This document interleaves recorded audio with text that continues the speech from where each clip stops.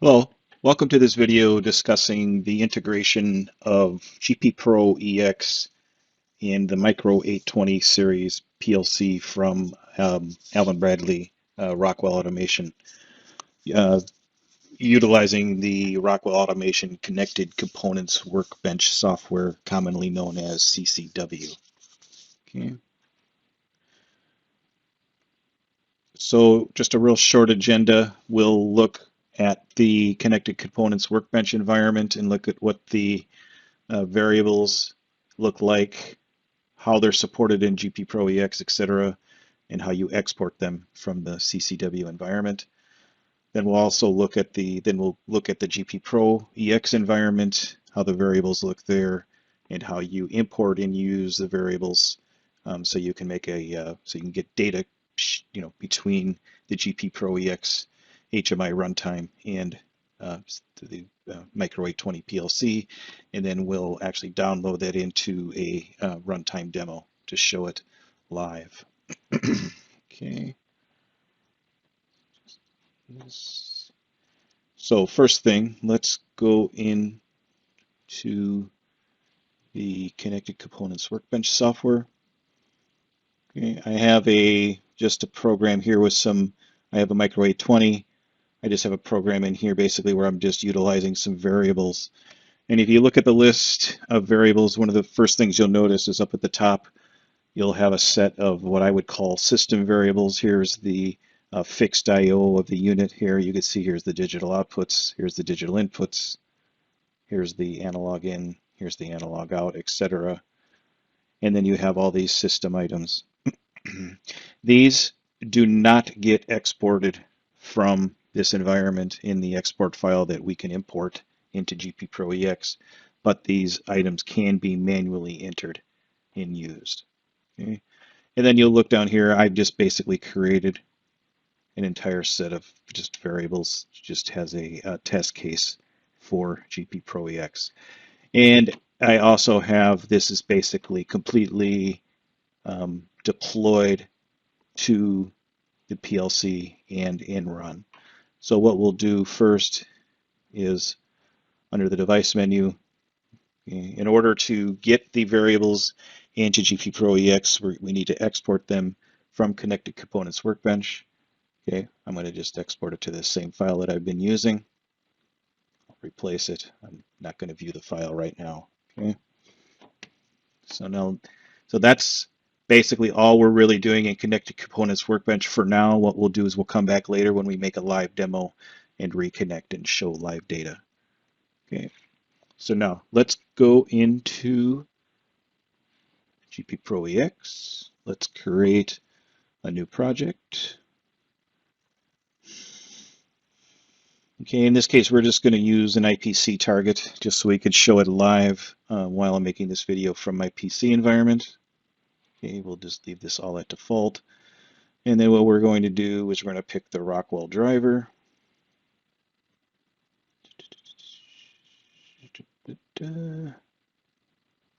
Ethernet IP.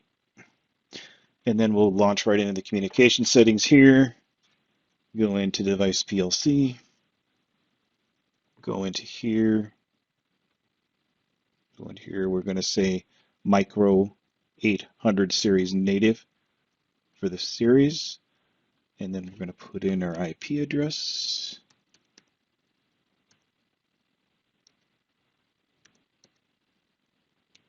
Okay.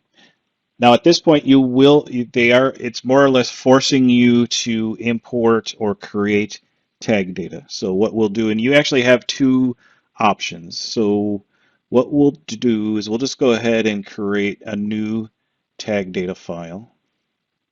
And what we're going to do is we're just going to manually add some tags from the Connected Components Workbench. Okay, so if we go back here to the global variable list, let's add a few of these outputs to some switch lamps just so we can manually turn the lamps off very quick. And we can do this manually. We don't need to import the file at this point.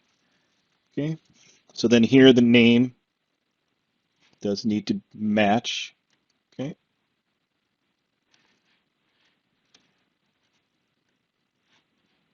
Let me cancel out of here, back out of here. Okay, let's just cancel this down so we can get the screens. Oops. All right. So now we can see we've got the names over here that we're going to use. I'm just going to go back into here real quick, change it to native, put in my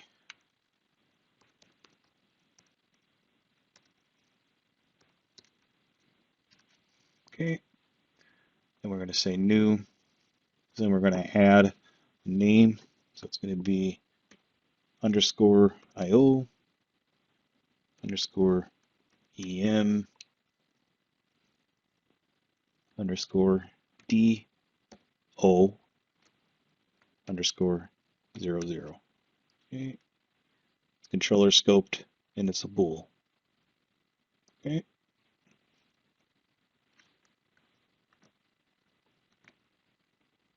All right. So then we'll just edit that. Let me make a copy just to make the other ones easier to do. So then we're going to add again.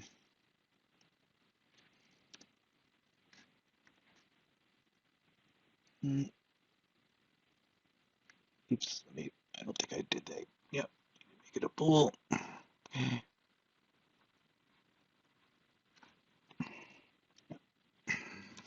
Okay, live videos. Okay, so I'm just going to create these like this, and I'm going to say, okay, those are the first 3 output points. All right, so now let's create a screen.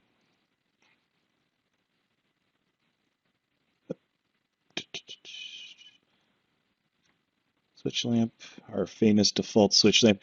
It's already defaulted to this. I'll do an invert. Yeah, we want the lamp at the same point. Okay, I'm duplicating.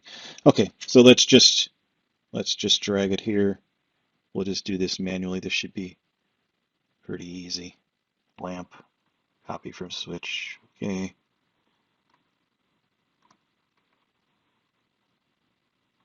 Okay, we're browsing in, enter, lamp, copy from switch.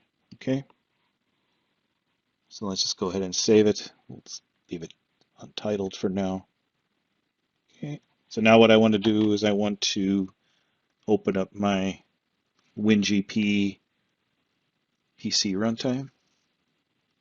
Has an administrator so I can download to it. That's a recent change. So you can see here I already have a runtime running, so I'm going to download into that.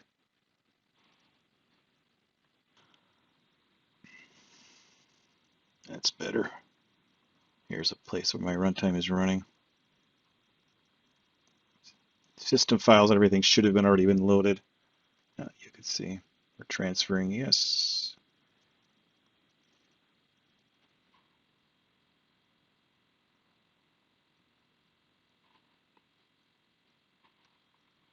Okay.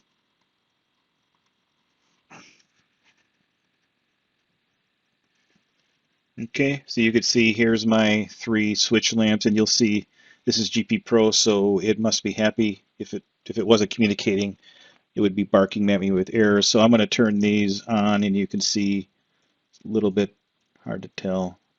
Okay, it doesn't really mean anything, but you can hear the relays clicking. So I'm going to go back to, so now if I go, let me close out of here, close out of here. Let me go back to the Rockwell software, and then let me go online with the PLC. Okay. Again, I'm not a, thought I could check the box, but let's do it like this. Okay.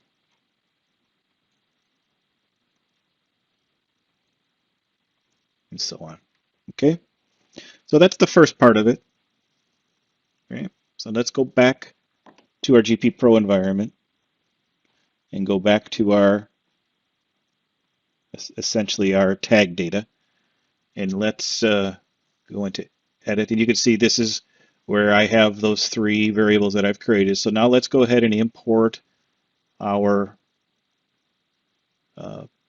CSV file that we just exported from CCW, that would be this file here, this from EX or for EX. Okay, and you'll see it's imported 84 tags and it did not import one tag. Okay, and would you like to create a log? Let's say yes. We'll take a look at that log real quick also. So this is where I'm going to save it to documents. Okay, and you can see it left my the tags that I had already created for the discrete I/O. It left those alone, but you'll also notice it does not bring in any of the others. So all that discrete I/O needs to unfortunately be manually added. That's because it doesn't exist in that CSV file for whatever reason. So these are all the tags that I have in my global variable list. You'll see I have an array, okay, etc. Here's all the standard data types. There's nothing got imported. Okay, so real quick, let's go take a look at that that import log. This is what the import log is looking like, just a text file. You can see here's the tags. The tag that it did not import was basically a motor type data type that I had created in the Rockwell software. And this is, in this video, we're not going to get into how we can support this, but know that this data type can be supported. It's just that it's not supported in the import. Okay, well, that's not the subject for this video. I wanted to keep this a little bit more simple. So now basically what I have is I have all the tags from the project in the global variable list, etc. Okay, so let's just go back to the screen. Let's put a data display, and let's see if we let's see if we can get at that array, for example. Okay, so let's scroll down here. Here's my array element 0. There's 10 elements in it. Okay, we'll allow input that, and then let's see if we can duplicate this. All right, let's make 5. Okay. Yep. And then let's spread them out. Okay. Yep, and it worked. So there's 1, 2. Very nice. Okay. So let's go ahead. Let's transfer this.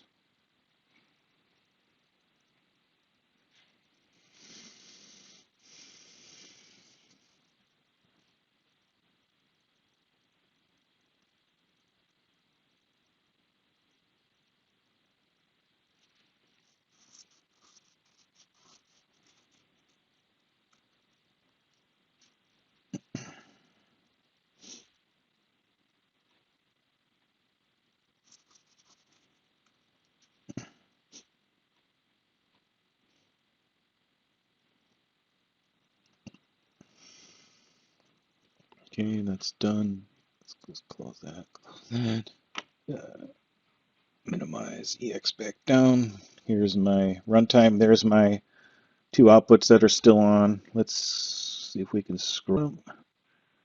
Okay, there's the different positions, and I'll just go here. And there you can see, and then I'll go back in here. Okay, so you can see we have live communication now. Okay, so then just real quick, let's just go back to EX just to kind of reiterate, this is what we have. This is what we're ending up with at the end of the day, is this tag list. So just in summary, what we're saying is using this tag data list, you can have a combination of manually created items. In some cases, you need to have manually created items, like for example, like for the structure, for example, and then a combination of imported items into the list. Okay, hopefully this was helpful, and thanks for watching. And